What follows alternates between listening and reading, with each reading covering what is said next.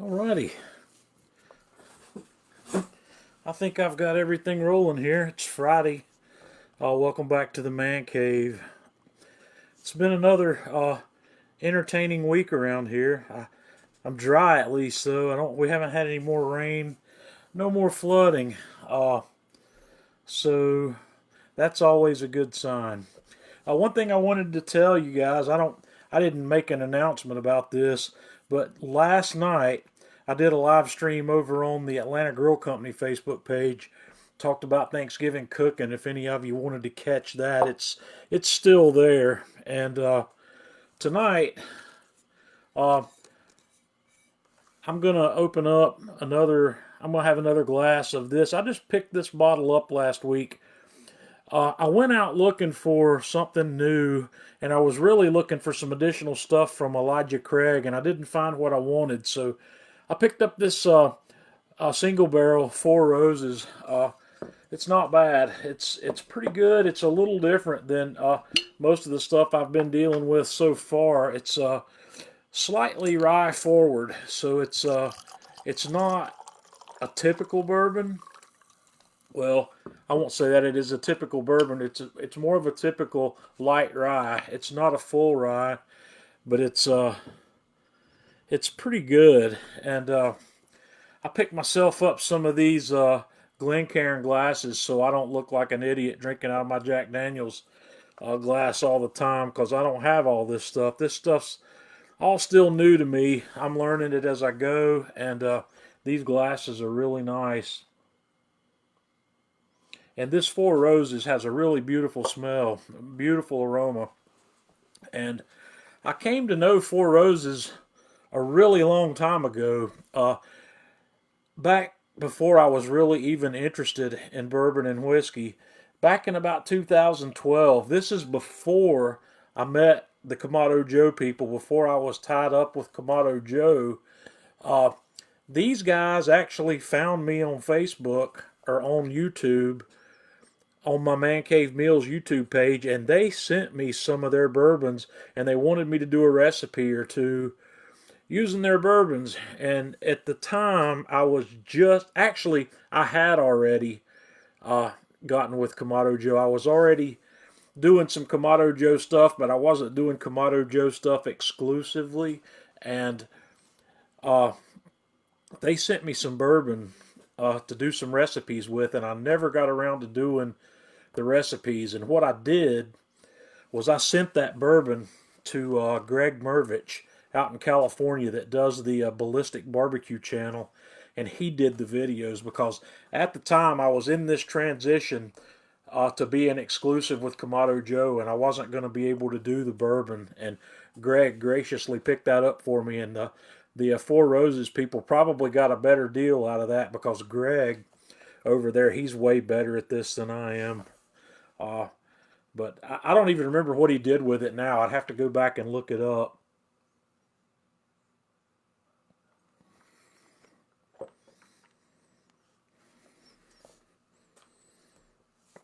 But this Four Roses, it's a single barrel, and I think it's 100 proof. It is.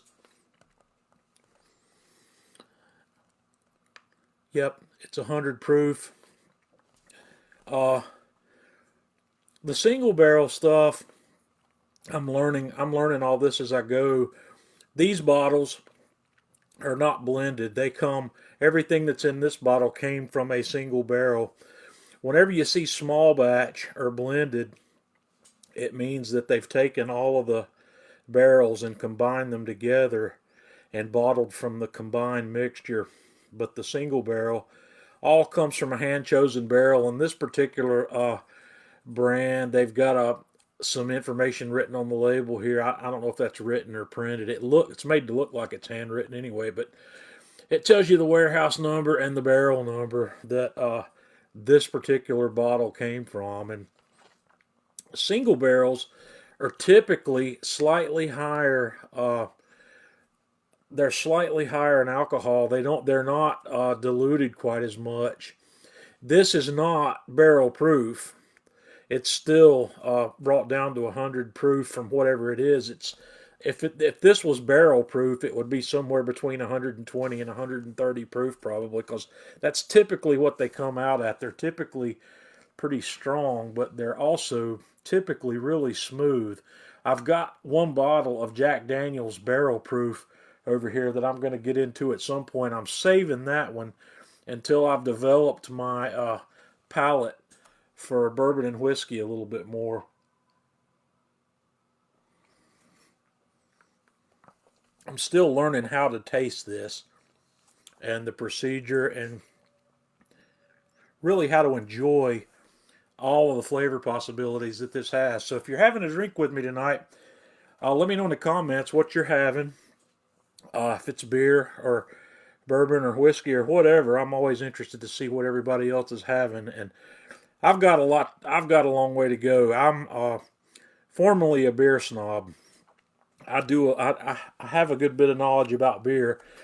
I used to make homebrew and used to be a hobby of mine before I picked up barbecue, and I just figured out that there's just not enough time and space for me to be able to do both. And I gave up the home brewing because the barbecues, as you guys probably already know, has had a little bit of a financial reward for me. It's been a good sideline for me for a few years now.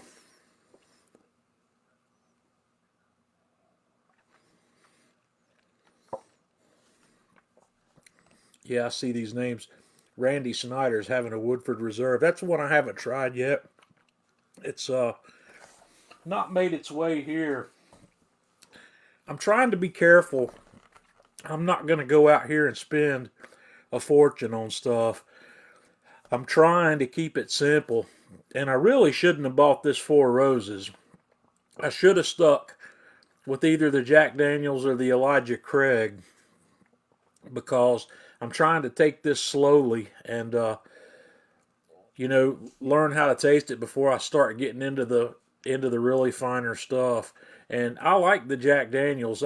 One of the things I learned at the tour there is we tasted up the ladder into their top shelf stuff, and the guy explained the flavor differences to us and the procedure differences on each one of them as we went. And it's really intriguing, and that experience is what got me interested in doing this. But I got to be careful. I don't want to spend a ton of money on these, and some of these are expensive. This Four Roses was about $45 or $50, I think, for the fifth, or for the 750 mil. Uh, I like to buy pints, and they don't have that one in a pint. Or I like to buy the 375s. That way, I don't have a lot of money invested in it if I don't like it. But I haven't come across any I don't like yet. I've been following a group on Facebook that's been giving me some pretty good guidance. So anyway, that's enough about bourbon. I'm just gonna work my way through this. I'm trying to do about 2.5 to 3 ounces each time I do it, and I'm doing it, I don't know, 3 nights a week, trying to get a good spread.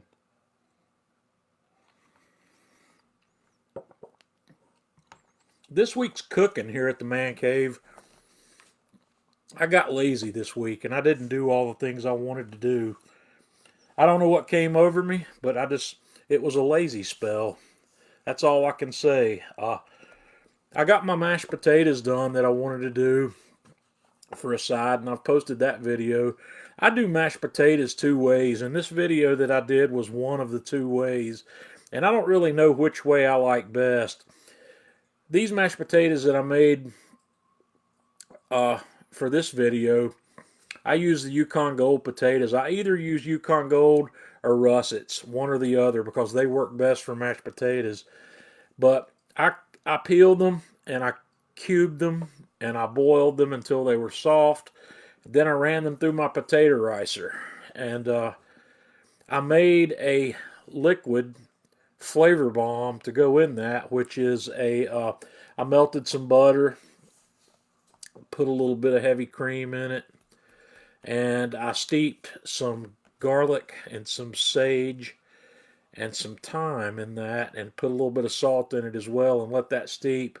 And then after I riced my potatoes, I poured that in there and stirred it in, and got it really nice and smooth and creamy. That's one way.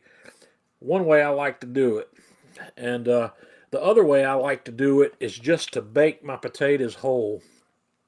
And once I've got them baked, I'll do I use russets when I do this.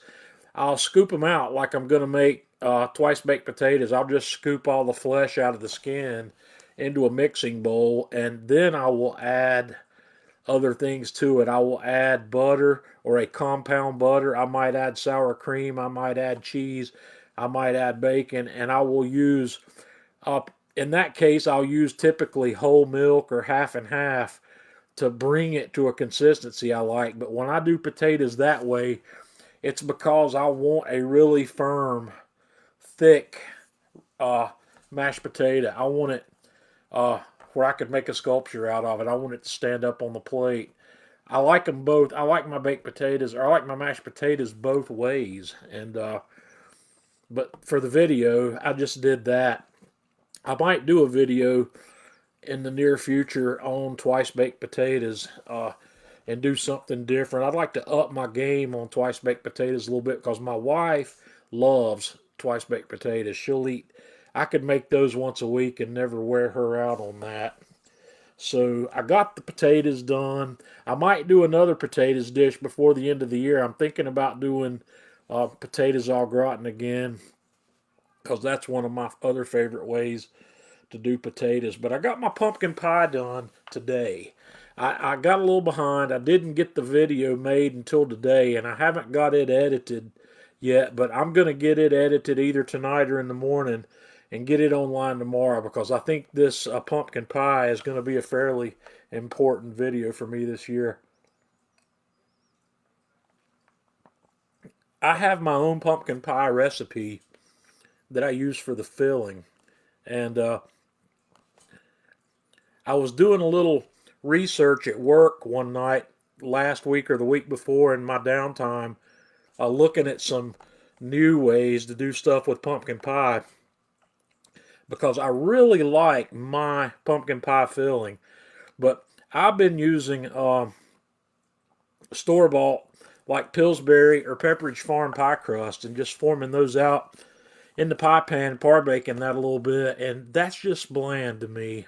And I was looking at some opportunities to bring that game up, and I stumbled across an Alton Brown pumpkin pie recipe where he made his crust with ginger snap cookies. And basically what he made was like a cheesecake style crust. He took ginger snap cookies and just pulverized them into a fine crumb in his food processor, and he added a little bit of brown sugar, a little bit of additional ground ginger, and put in, some melted butter. And then he took that and formed it into his pie pan and par baked it. And when I saw that, the lights started going off. I said, I've got to try this. And I did, and it was hugely successful. That was an amazing pie crust, and I'm going to steal that from Alton Brown and bring it into my recipe. I'm going to stick with my filling recipe because I might try his that he made with that pie, but my pumpkin pie recipe is a little different from most because I put cream cheese in it, and not many people do that. And it's a little different flavor, but it's really good. And I'll have that, like I said, I'll have that video edited, and we'll have that online tomorrow. But I made homemade whipped cream to go on top of that as well, and I decided to amp up the whipped cream a little bit. I put a little bit of pumpkin spice in the whipped cream, and I used a little bit of bourbon instead of vanilla, and that had a good flavor. You can use vanilla if you want to, but I just decided to throw a little bit of bourbon in it. And soon, it's not going to be long till I've got a good stash of bourbon vanilla. I'll have to show you guys that. Maybe I'll get that stuff out next week. In my cabinet back here, I've got nearly a gallon of vanilla extract going. I've got a whole fifth of Knob Creek that I put 20 20 vanilla beans in. I've got a fifth of Tito's vodka that I've got 20 vanilla beans in. I have 4 of the 375 ml bottles of Maker's Mark that I've got vanilla beans in. And I've got several 8-ounce swing top bottles that have got vodka with vanilla beans. And I've got 1 or 2 of those that also have some Knob Creek in it.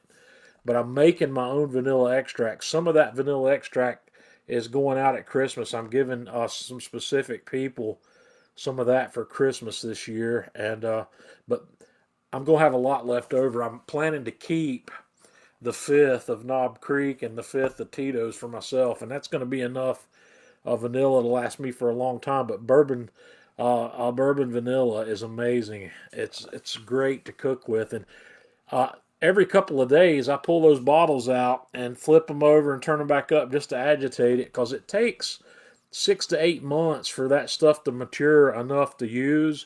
And I started those at the end of May, so we got June, July, August, September, October. They've been going for almost 6 months now. But January, February, I'm going to start trying some of that. It's going to be good. So that's what I've done cooking this week. But the vanilla has been going a while. But I'll get some of that out and show it to you.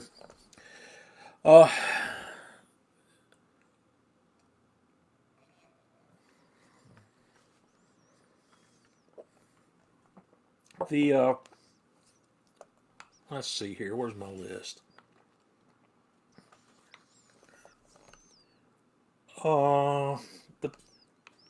The next thing I wanted to talk about, I've bought a new grill. Imagine that.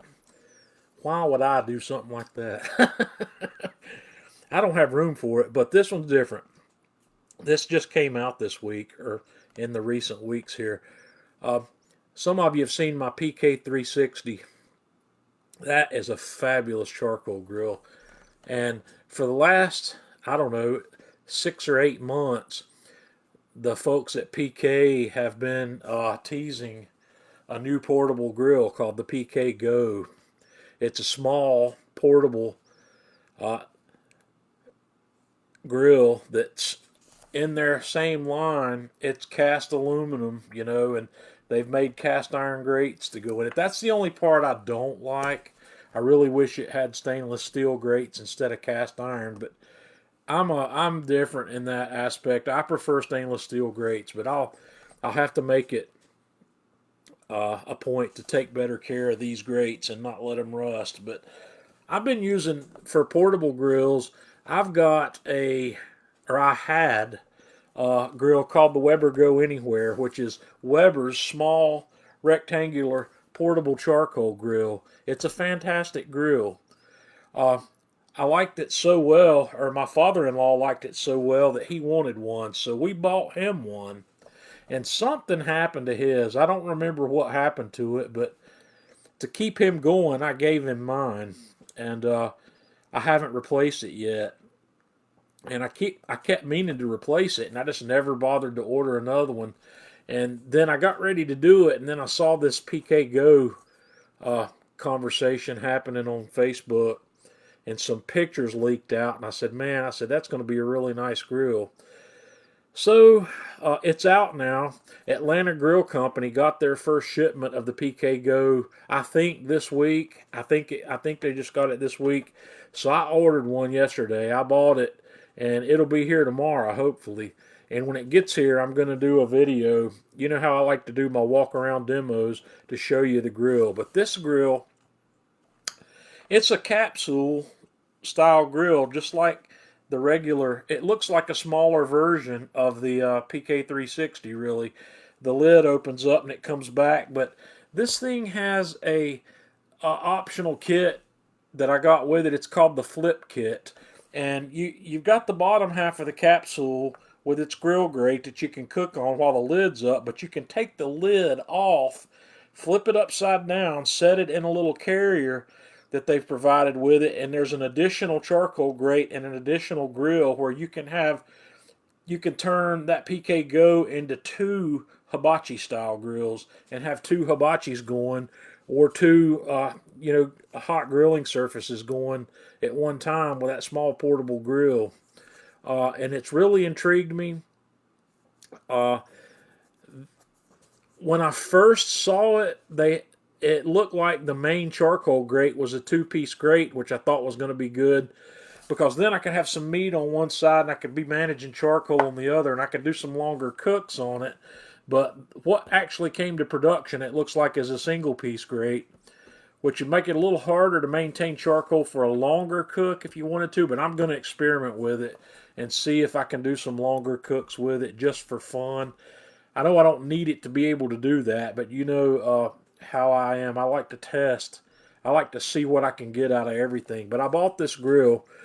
It was $269, uh, which is, you know, that's a lot of money for a portable charcoal grill along this line. It's cheaper than something like the Joe Jr.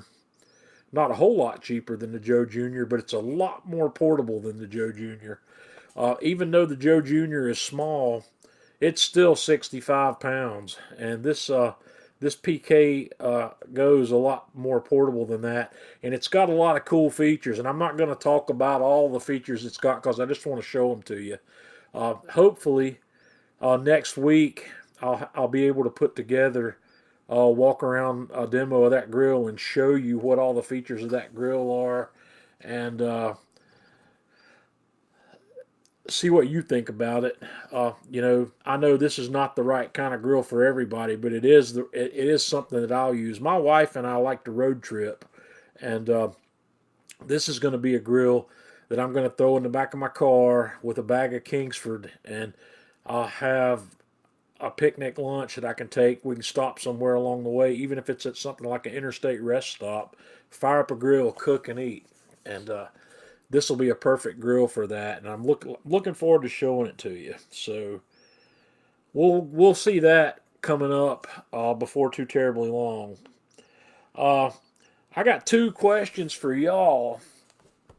First of all, leave me a comment. There's two questions I've got for you. What kind of videos would you like to see in the coming year?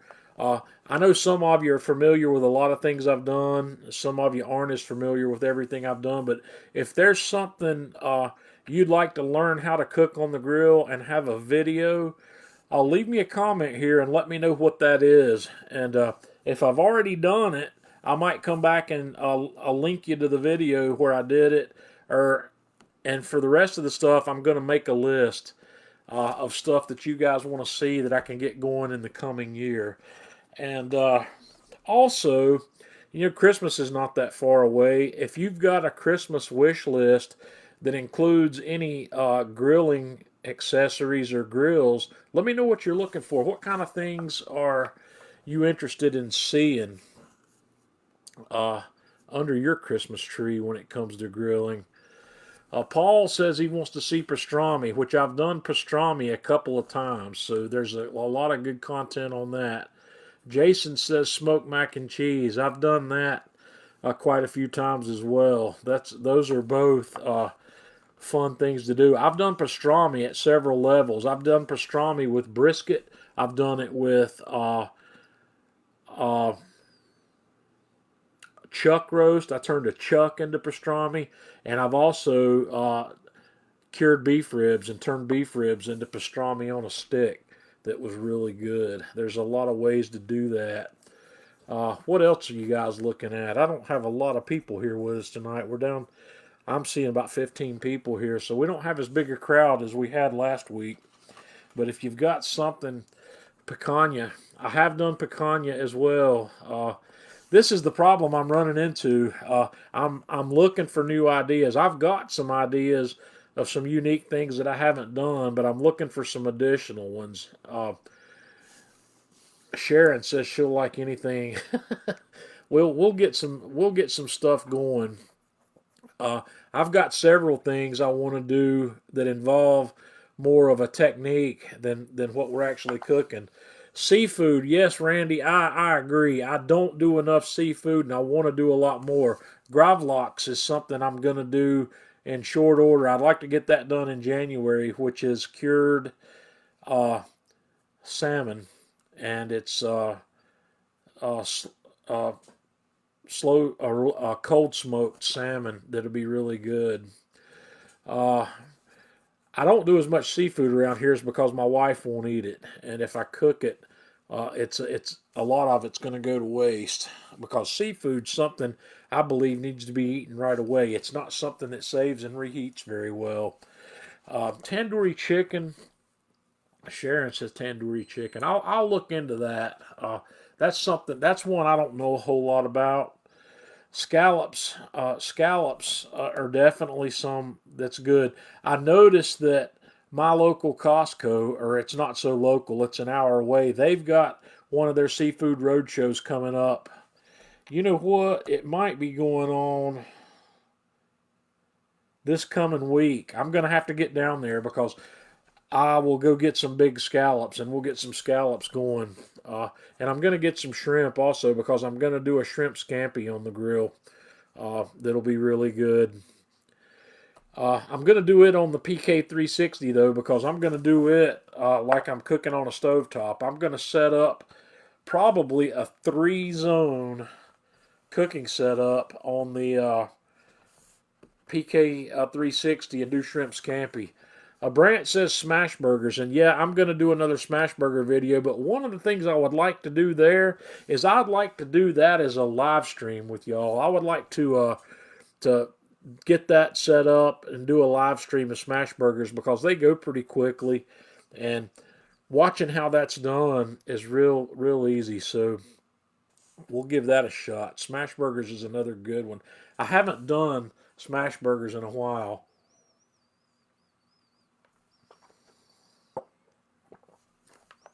James is looking for a turducken.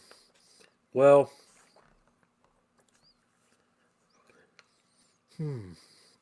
I've been asked that question a lot, and I've dodged it. It's just something. Don't take this the wrong way, but it's something I don't want to do because I consider it to be a novelty thing. Uh, I just don't. To me, that's I don't know. I'll think about it, but that's a real pain in the butt to set up, and I'm not. It's hard to do and get everything just right, and it's just not something I'm personally interested in. But I'll look into it. I won't write it off. Paul says jambalaya. Uh, well, we could do jambalaya on the grill. We could smoke some andouille and then do a Dutch oven finish on the grill and put that together. That might be pretty good. Uh, but let's see, what else y'all got? You got any other ideas?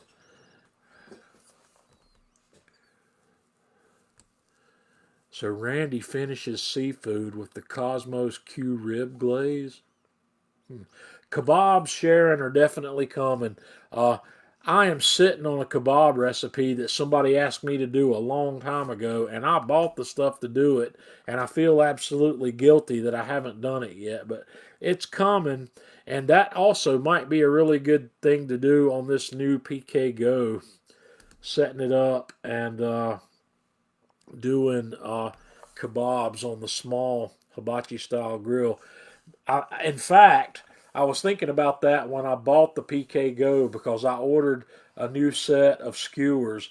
Uh, Atlanta Grill Company has a I think they're Napoleon branded. It's an 8-pack of skewers that are 17 inches long that'll be really good for using in this setup. And I'm going to do what's called kofti or kofta. Uh, One of the guys that I think he's the main man, the owner of Desora, who is the company who is the brain. They're the brains behind our Kamado Joe slow roller and the software that runs the iCommand.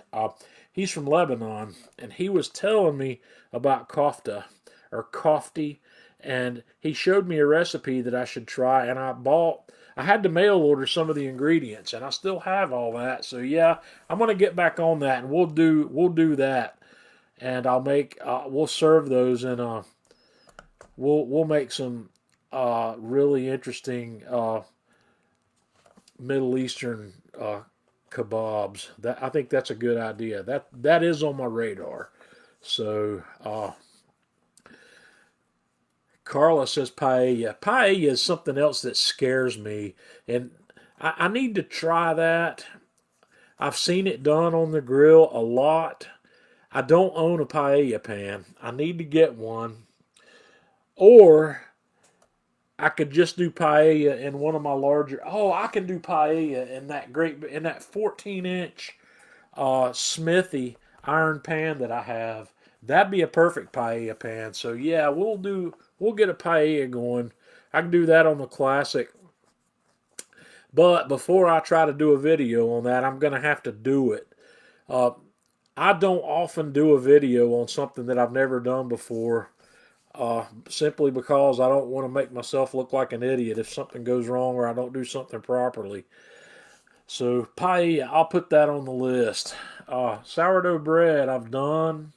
I've I did the most recent sourdough I think I did was probably on the Alpha oven, on the wood fired oven. But yeah, I did a sourdough video on the Man Cave Meals channel more recently because it was part of the bread series. During COVID, I decided to spend some time mastering some breads that I've been wanting to do, and I had already learned how to do sourdough, but I did a video on the Man Cave Meals YouTube channel. It's one of the more recent videos on there for sourdough.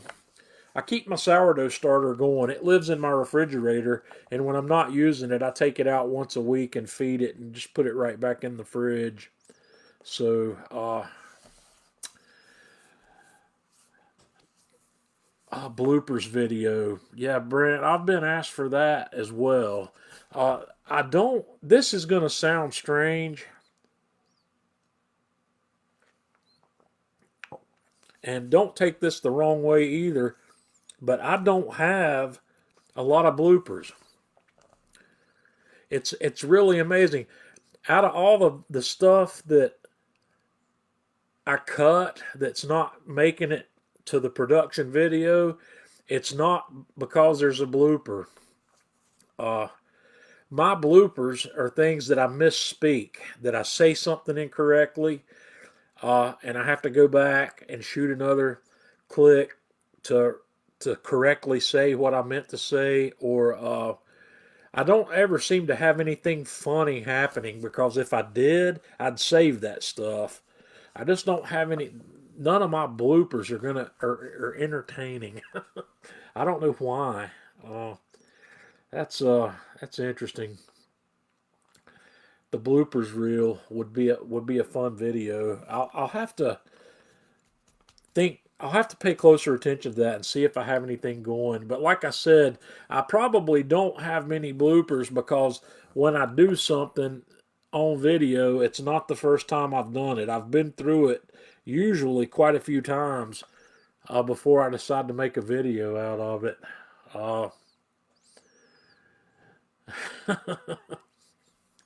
So, yeah. Did any of you tell me what's on your grilling Christmas list yet? Did I see anything come by here on that? I don't think I did. Man, I've got a bug flying around in here. I don't know where it came from.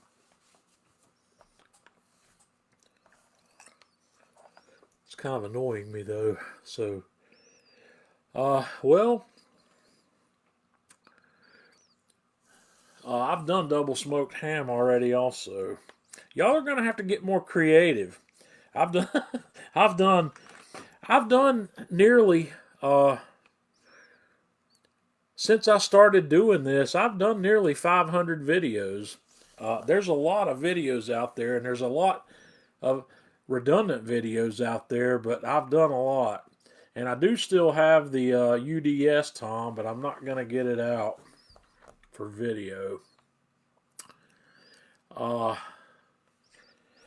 For a gadget for this week, I'm also running thin on gadgets. I've got to start looking for some other neat gadgets that I use to show you guys because this gadget segment, I'm not going to do it just to be doing it. I'm going to show you, if I'm going to show you something, it's going to be because I use it and because I believe in it. And I'm starting to struggle with some of that. But today, I remembered I've got a couple of things here that I use frequently that I want to show you. And these are big ass spatulas. These things are huge. The first one I got, this is the first one I got, and this one is Traeger branded. Let's see if you can see it. It says Traeger here on the handle. It may be just slightly, they're about the same size, but I got this one included when Traeger gave me the Traeger grill that I have, and later on, the Traeger one's $50. It's not cheap, but the Traeger accessories, $50, and I was in Walmart one day and saw this one that's branded Pit Boss, and this one was about $20. So I went ahead and bought this one so I could have two. These big spatulas are great, and the main thing I like to use these for is lifting a Boston butt off the grill, or helping lift a brisket off the grill, or lifting a rack of ribs off the grill. This is big enough that it'll get in there and help you support something that's tender and not going to let it fall, not going to let it break.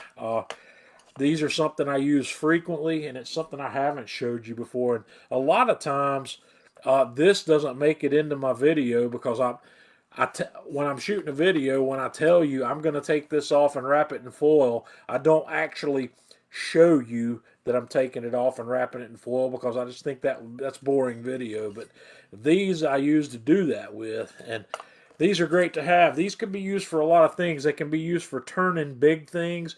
You can also use this as a smash burger press.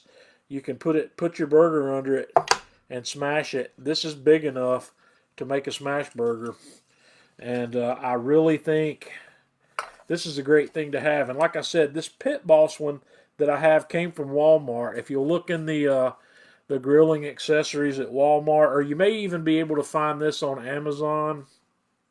I haven't looked on Amazon to see if they have it, but one or the other, I think most people would enjoy having one of these. Unfortunately, as far as I know, Atlanta Grill Company doesn't have any of these unless they still have some of the Traeger ones. They had some others at Atlanta Grill Company. I know they had that product at one time. I remember seeing it in there.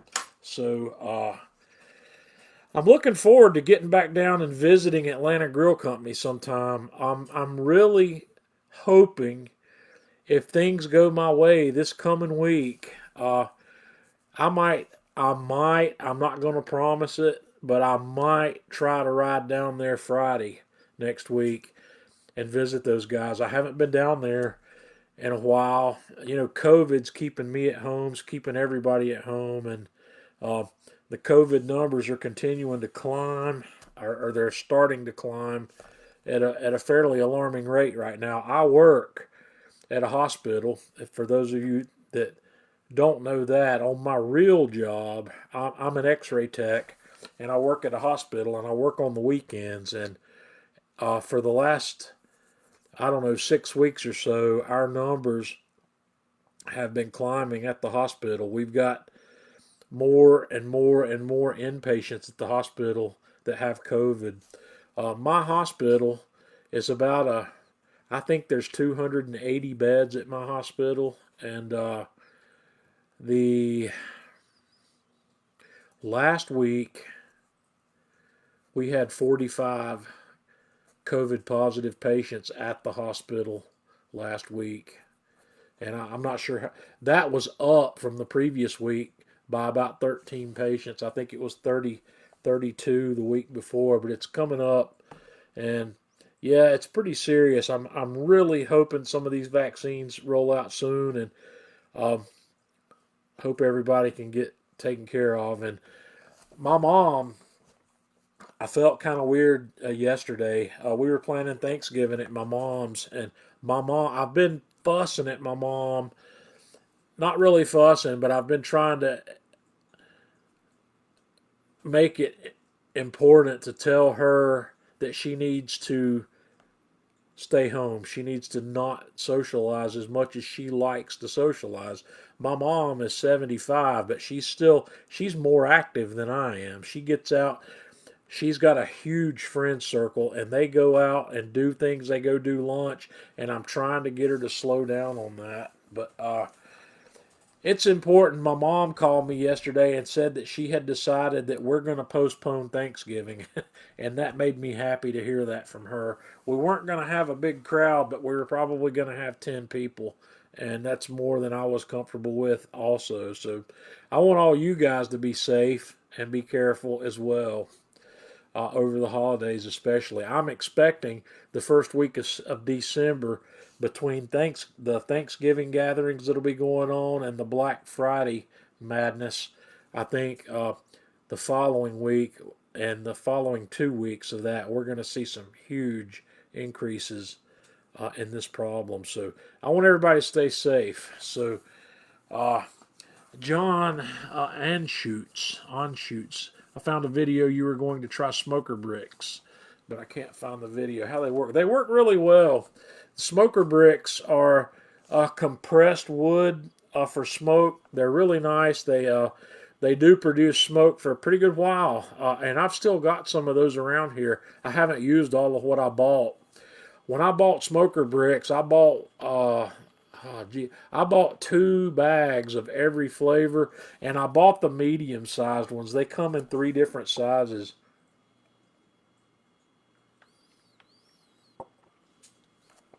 So yeah, we got lots of smoke.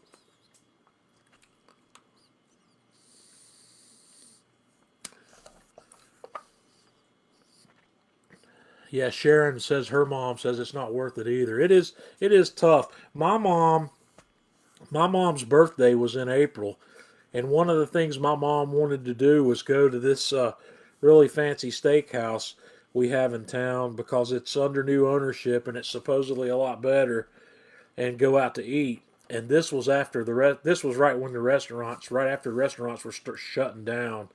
And one of the things I wanted to do for her on her birthday was take her there.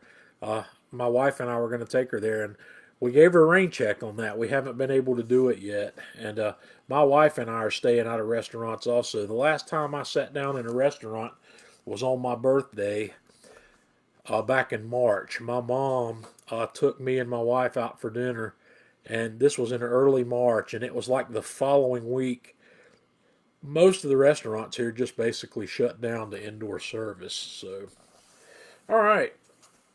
I hope you guys have a good weekend. I'm going to quit rambling now and leave me a comment here about things that you want to see on video, and I'm going to go back through these and I'm going to start making my list for the new year. I know what I'm cooking all the way through the end of December, but I'm starting to make a list of things that I want to do. And seafood, I really want to try to put out at least one seafood video a month, if not more, in 2021. And I'm going to try really hard to do that because I don't have a good uh, collection of seafood videos on the Atlanta Grill Company page. I want to do some. Did some salmon. In fact, I think that may be the only thing I've done. I did some crispy skinned salmon on Atlanta Grill Company. So we're going to do gravlax, which is uh, cured and cold smoked, which is still salmon, but we're going to get scallops done. We're going to do some lobster tails. I love shellfish, and I'll see what other kind of fish I can get.